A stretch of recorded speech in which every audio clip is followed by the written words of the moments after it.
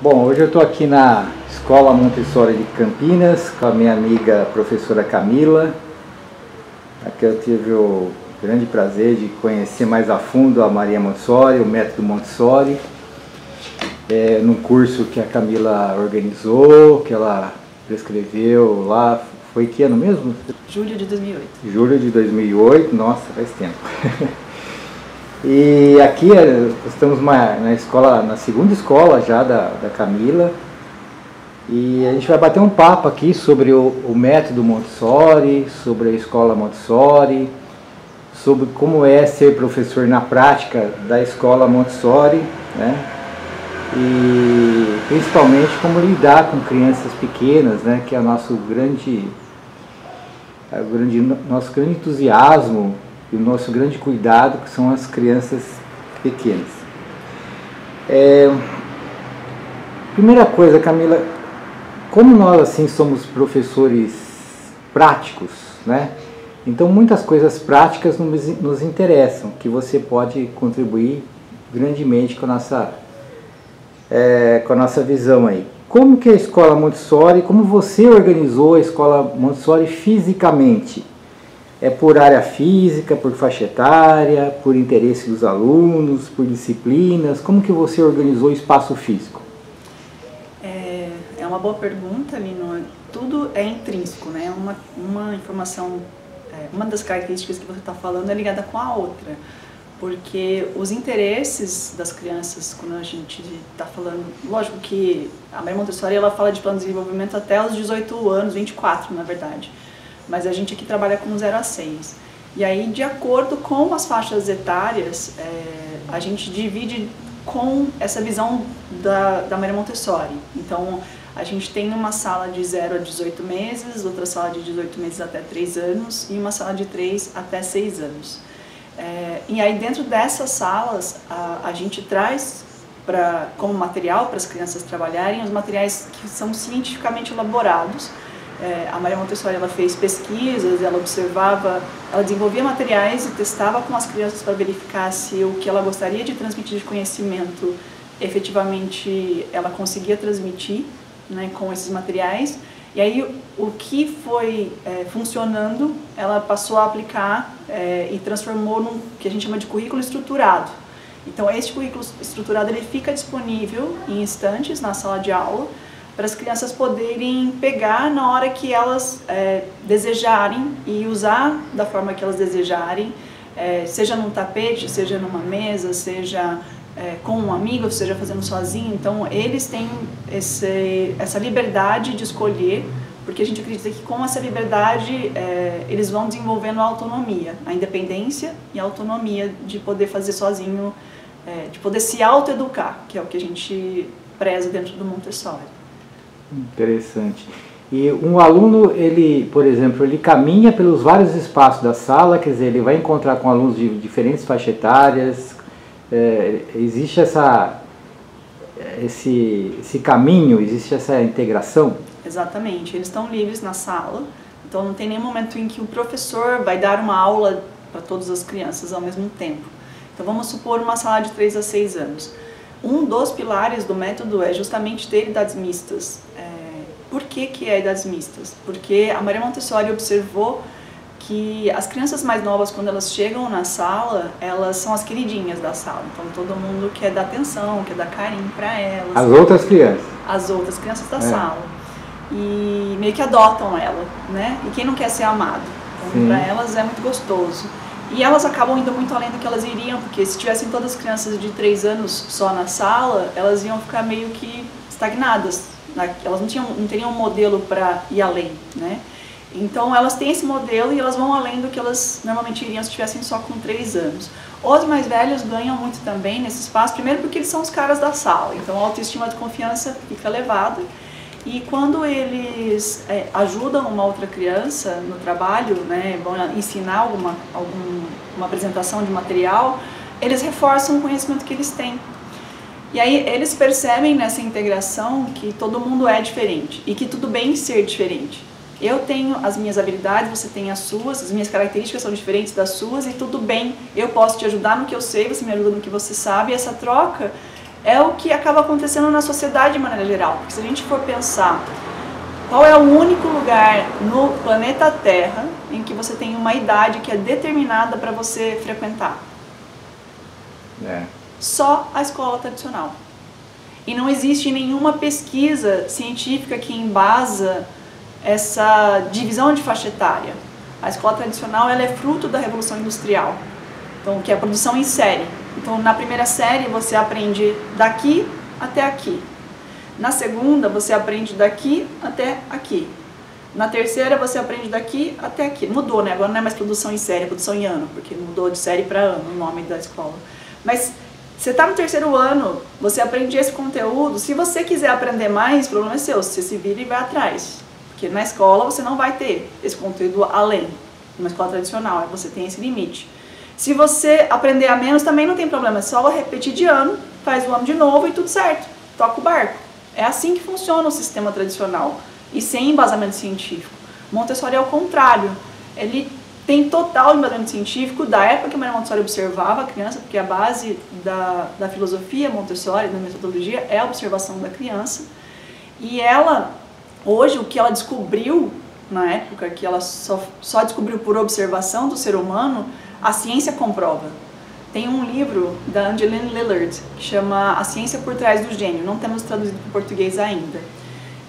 Mas a Angeline Lillard, ela vem de uma família, ela mesma era uma educadora Montessori, a mãe dela era, tias, todo mundo, a família, nos Estados Unidos é muito forte o movimento de educadores Montessori, então a família dela tinha essa raiz de educação Montessori presente. Só que ela se questionou, assim, falou, mas a gente faz Montessori quase como que uma seita, né? A gente faz e nem questiona, só a gente sabe que dá certo porque já tem uma prática de muito tempo e Estados Unidos investe muito em educação, então eles pesquisam bastante para ver se está funcionando e hoje eles investem em salas Montessori, escolas Montessori, tem escolas públicas Montessori pelos Estados Unidos inteiro, inclusive. Mas eu falei assim, não, eu vou para a academia, voltar, né, para as universidades para pesquisar, para ver se isso aí, porque deve ter alguma falha. O Montessori foi criado em 1907, deve ter alguma característica do método que é furada hoje, tudo mudou, né? E nas pesquisas, ela não foi pesquisar, não foi porque eu vou pesquisar, ela usou as pesquisas que já tinham prontas, tanto na área de ciências de maneira geral, da medicina, né, quanto em áreas de educação, porque os Estados Unidos é muito sábio, né, ele sabe que um povo se mantém como nação número 1 do planeta Terra porque investe em educação, né, eles valorizam a educação, então eles realizam muita pesquisa para ver se o que eles estão investindo dá certo. Então ela tinha material de pesquisa já pronto e ela compilou todos esses materiais para procurando o que é que hoje é comprovado que funciona melhor para um ser humano aprender com mais facilidade, com mais habilidade e rapidez, inclusive, né? Com prazer. Na pesquisa, nessa compilada de pesquisas que ela fez, ela começa o livro dela, desse livro que é A Ciência por Trás do Gênio, ela começa o livro dela falando que ela iniciou a pesquisa para provar que Montessori era uma furada. E ela termina o livro dela trazendo 8 características que a Maria Montessori descobriu pelo olhar, pela observação da criança, pelas pesquisas que ela fazia, que hoje a ciência comprova. Então, ela termina o livro dela dizendo que se uma escola, se alguém fosse abrir uma escola e quisesse se basear nas pesquisas científicas para escolher o método que ia utilizar, que pretende utilizar, com embasamento teórico e prático e tudo garantido assim por pesquisas, né? Abriria uma escola Montessori. Olha só. Entendeu? Muito bacana. Então a gente preza por isso aqui. Sim. E vamos lá, a criança pequena, como que é trabalhada a alfabetização dela? A partir de que ano? Como é que funciona isso? A sala Montessori, a base dela são materiais, principalmente nessa faixa etária que a gente está trabalhando, né, de 0 a 6 anos, materiais extremamente concretos. Então, como eu disse, né, eles ficam disponíveis nas estantes, divididos por áreas. Então, na sala de 3 a 6, a gente tem uma área que chama área de linguagem. Nessa área de linguagem, a gente vai ter esses materiais concretos disponíveis para essa criança se autoeducar dentro da evolução da leitura e da escrita, né? O professor, ele tem a formação no método Montessori justamente para poder apresentar como é que faz o material, mas depois ele deixa lá disponível para a criança fazer uso por conta própria, Então ele está lá disponível. É claro que existe uma base antes disso, porque dentro das observações que a Maria Montessori fez, uma delas foi que ela descobriu que nós temos o que ela chama de períodos sensíveis. Os períodos sensíveis, eles são como umas janelas que abrem para o aprendizado de determinado conhecimento.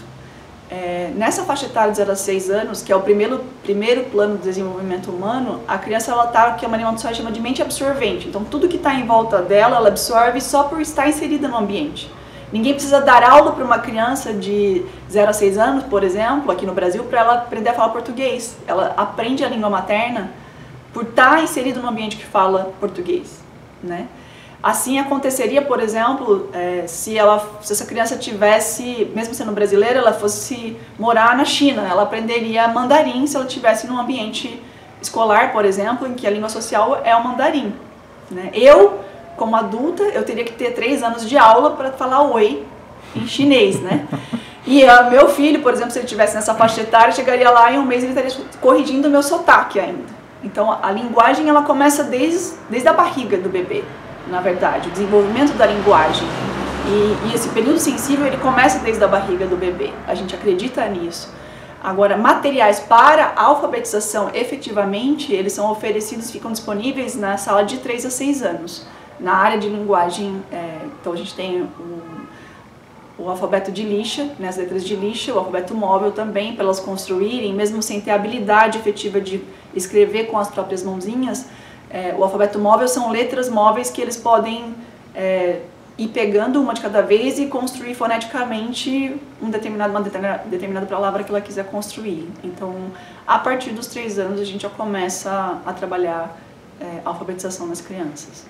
Essas letras são letras recortadas de madeira e tem 2 cores, né? Exatamente. A primeira que eu tinha, que a escola começou em casa, né? Eu fiz com papel cartão azul e vermelho. Então, mundialmente, o que é usado as vogais, elas são azuis e as consoantes são vermelhas. No Brasil existe uma mudança, uma vertente que inverteu e colocou as vogais em vermelho e as consoantes em azul. Mas a ideia é só diferenciar vogais de consoante, mas aí essa construção acontece espontaneamente com a utilização das letras. Você falou dos sons, né? Como que ela vai saber que aquela letra A tem som de A? Na apresentação, a professora vai apresentar na letra de lixa, traçando a letra de lixa. Ela é uma placa lisa, né, que tem a letra recortada no formato do A, né, e aí a professora passa o dedo e fala o som. Então a criança começa a absorver essa informação. Aí a gente fala pelo som ao invés de falar o nome da letra, porque o A, o nome é o mesmo som, né, do A e A, mas o B, por exemplo, a letra B, se você falar essa é a letra B, você não constrói uma palavra com a letra B, você constrói uma palavra com o som B, que aí você juntou B com A, fica BA, mas o B e o A fica BA, né? Então a gente vai pela fonética quando a gente apresenta as letras para as crianças. E sem falar que a criança não vive só naquele espaço da sala de aula, a vida dela está sendo falada a linguagem o tempo todo, então exato. Ela vai... não é assim, o aprendizado não é exclusivo daquele momento, ele está dentro de um contexto de vida, né? Exatamente. Então, às vezes eu vejo assim que às vezes a gente acaba tendo dificuldade de pensar assim mais holisticamente, mais um pensamento sistêmico. Então, quando a gente vê que a criança está aprendendo o tempo todo, então a mente absorvente dela está funcionando não só na escola, mas na família, no trânsito, na vida como um todo. Então daí essa técnica, vamos chamar assim, que é usada, ela vai facilitar a mostrar os símbolos daqueles fonemas que ela já conhece. Exatamente. Seria mais ou menos isso? É esse o objetivo, exatamente. Que daí ela vai ter uma informação a mais dentro de todo o conhecimento que ela está adquirindo. Com a mente absorvente, ela não aprende aquilo, ela se torna o que está em volta dela. Então para ela é muito fácil, é aquilo, e aí a gente só apresenta para ela, olha, esse que você já conhece tem esse formato, e aí fica simples para ela se alfabetizar. Maravilha. E o ensino da matemática? Mesmo princípio também de iniciar com materiais bem concretos. Também, como você falou, está na vida, né? Não está só na escola. A educação, os números estão por toda parte. E a gente introduz eles na faixa etária de 3 a 6 anos também. Tem uma área na sala Montessori que é a área de matemática.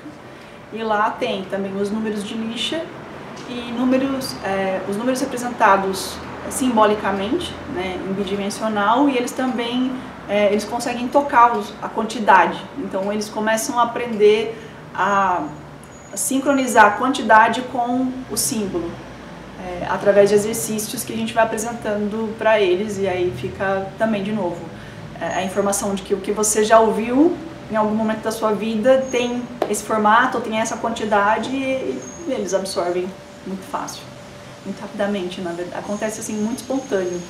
Como acontece a língua materna, acaba acontecendo a matemática na sala Montessori, acaba acontecendo a linguagem, né? Isso tudo vai acontecendo espontaneamente porque está disponível.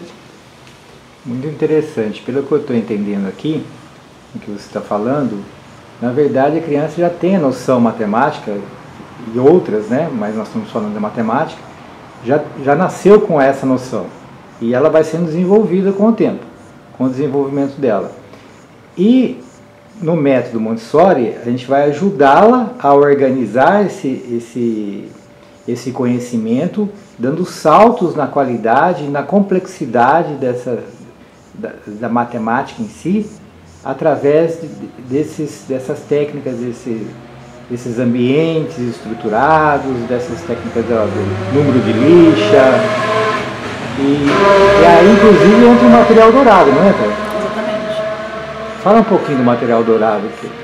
O material dourado entra nessa parte do material concreto a ser oferecido para a criança. Então, tem a unidade, tem a dezena, a centena e o milhar. E ela pega, ela toca, ela constrói 2 milhares, né, 2.000, 100, 200, 300, 400. Então, ela vai construindo ali com esse material que é o mais famoso dentro do Montessori, né? As pessoas, quando pensam em matemática Montessori, já vai direto para o material dourado, né?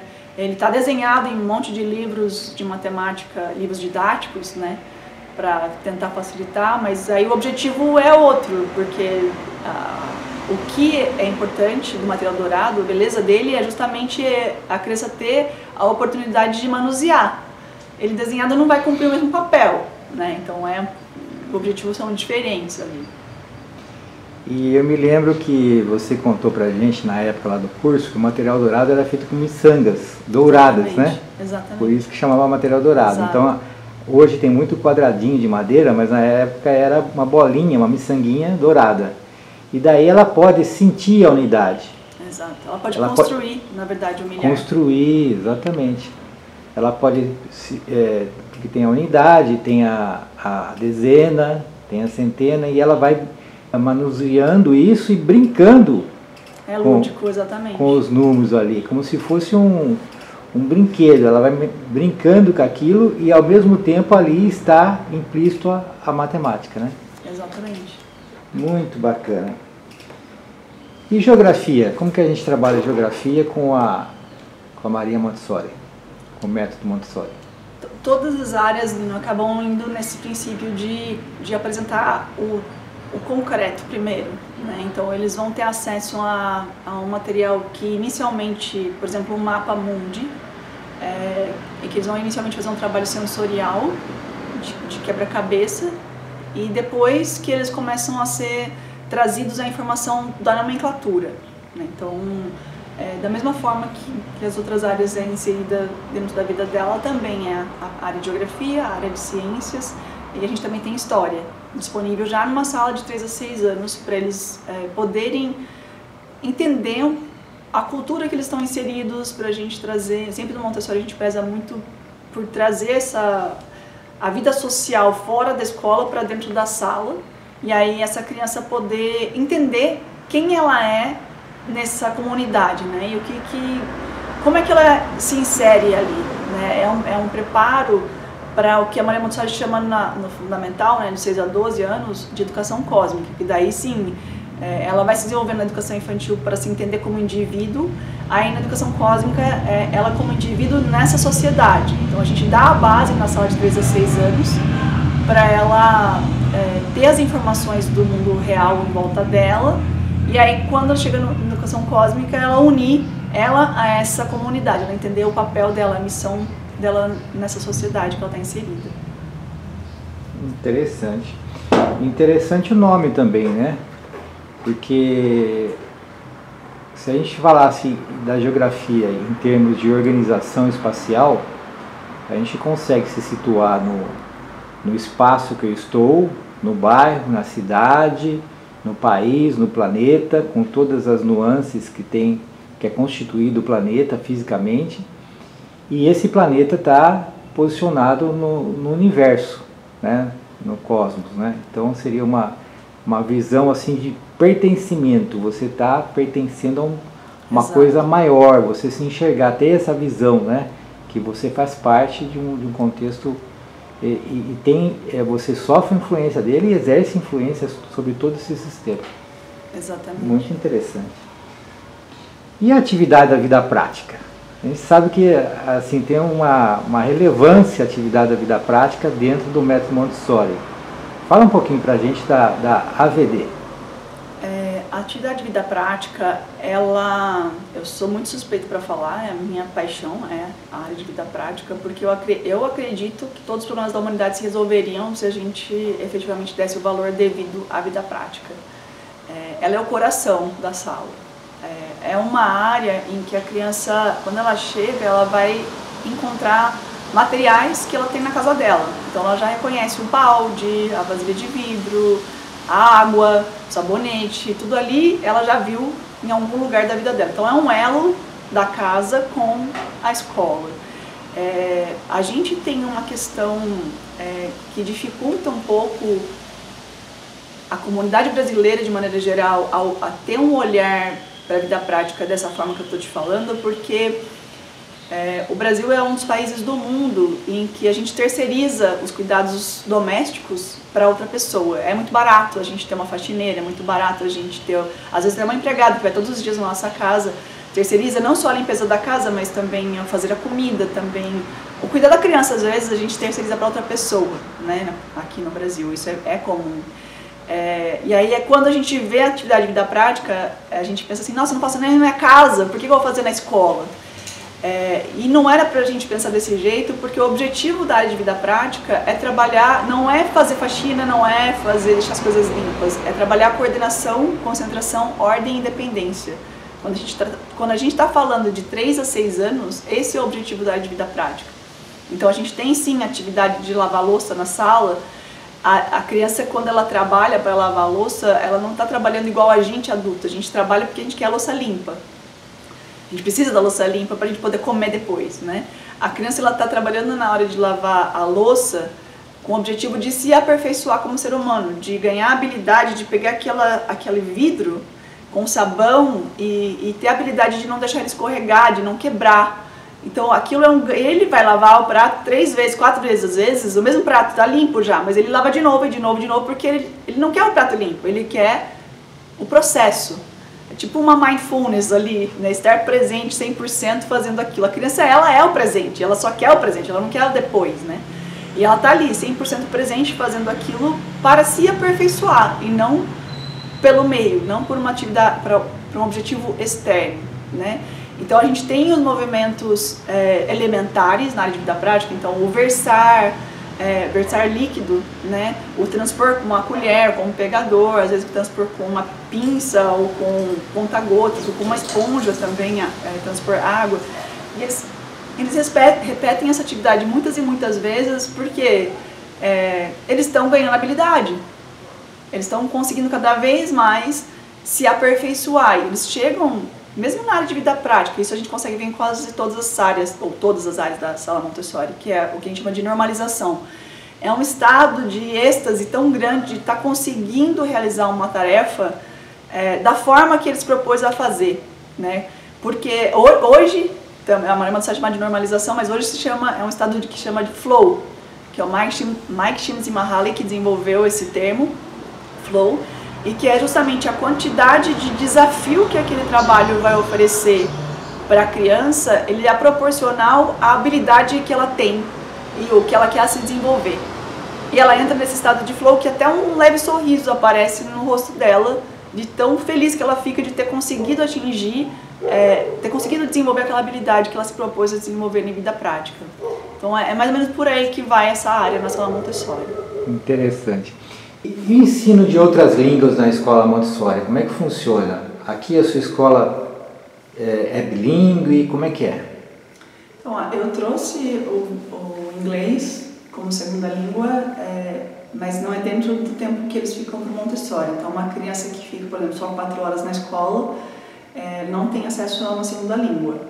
Ele vai ter acesso a outra língua se ele ficar num período mais estendido. Então, muitas crianças hoje precisam ficar um período mais longo na escola, porque os pais trabalham o dia inteiro, não tem como ir buscar no meio do dia. Então, quem fica um período integral, que a gente chama, aí vai ter o inglês no contraturno da escola. Mas isso é mais pela minha visão, assim, não tem a ver, não é intrínseco do método. É lógico que elas estão num período sensível para a linguagem, então eles têm uma facilidade maior para aprender, né? Hoje a ciência comprova isso, inclusive, mas não é necessariamente toda escola Montessori é bilíngue, que a gente optou por isso. Entendi. E a alimentação? Qual a importância que você dá para a alimentação? Como que o método vê isso? Dentro do método tem a vida prática, de preparo de alimentos, da criança ter essa consciência do que é uma boa alimentação, mas para mim a alimentação de um ser humano, a educação alimentar deve fazer parte da educação de um ser humano. Então a gente tem uma nutricionista que trabalha todos os dias dentro da escola para elaborar um cardápio equilibrado e também nutricionalmente correto, né, com uma grande variedade, justamente porque as crianças estão... Um dos períodos sensíveis que as crianças têm, até os 6 anos, é o período sensível para os 5 sentidos. E na alimentação a gente acaba trabalhando todos eles, né?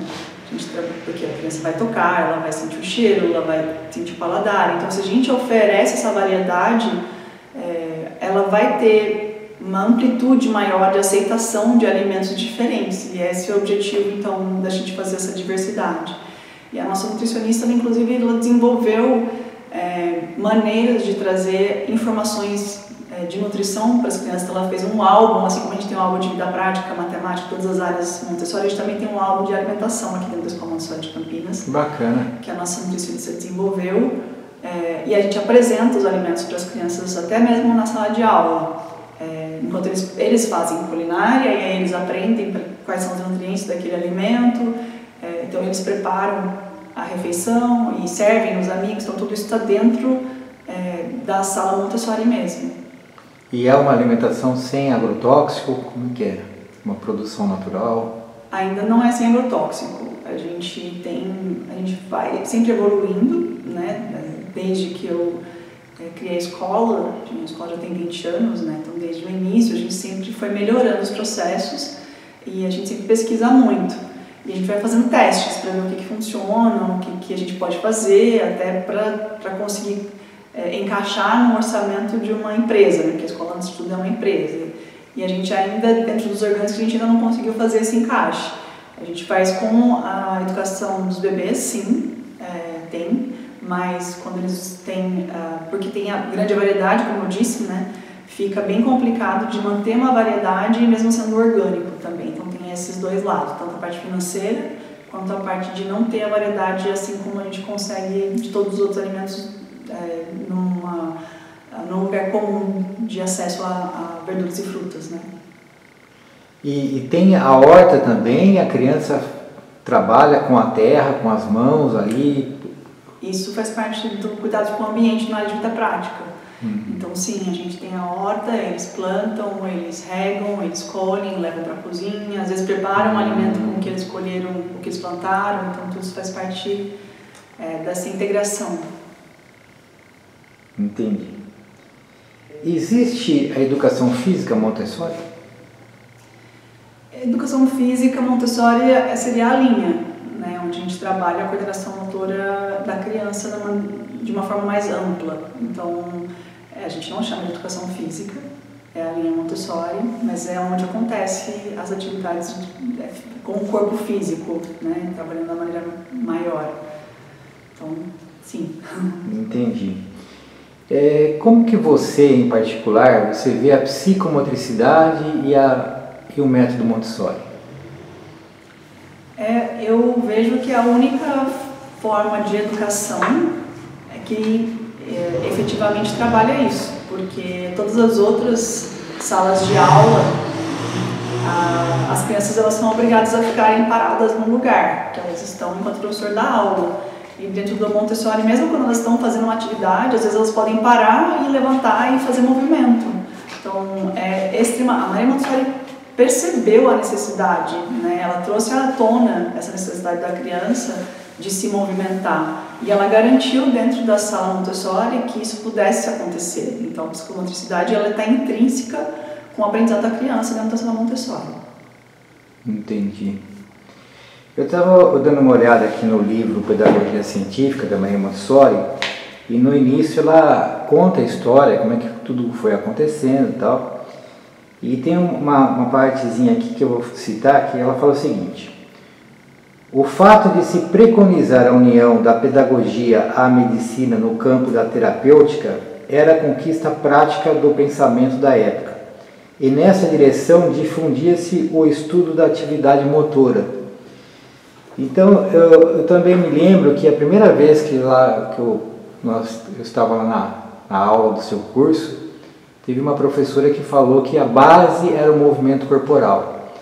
E aquilo me deixou muito encantado e hoje eu vejo a Montessori como um expoente na psicomotricidade. Inclusive na área não é olhado dessa forma. Nem sei se dentro do método, dentro do métier dos montessorianos também é visto assim a atividade do método Montessori com esse olhar de psicomotricidade. Hoje tem cursos até que interligam as duas coisas, né? Porque esse termo não se falava na época da Maria Montessori. Ela, por exemplo, ela trouxe à tona psicopedagogia, também não era um termo que se falava, mas ela usava já psicopedagogia.